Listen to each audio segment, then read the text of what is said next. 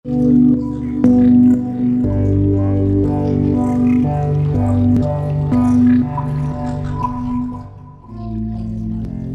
Gubernur DKI Anies Baswedan yang kedapatan tercebur gas setelah selesai meninjau gerakan vaksinasi COVID-19 di Koja, Jakarta Utara, Sabtu, tanggal 11 September tahun 2021, viral di media sosial.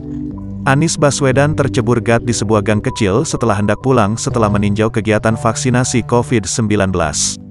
Anies Baswedan pun tampak harus digendong keluar dari saluran air itu.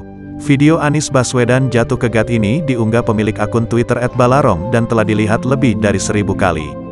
Awalnya, Anies Baswedan bersama jajarannya terlihat menyapa warga yang berada di sebuah pemukiman padat penduduk.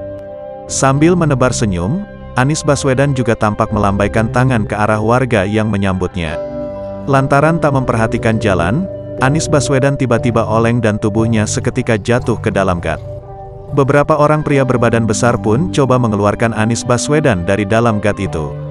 Meski memakai masker, Anies Baswedan tampak terlihat syok hingga harus dipapah oleh ajudannya. Dari informasi yang didapat tribunjakarta.com, peristiwa ini terjadi saat Anies Baswedan tengah meninjau pelaksanaan vaksinasi di RW 07, Kelurahan Tugu Selatan, Koja, Jakarta Utara.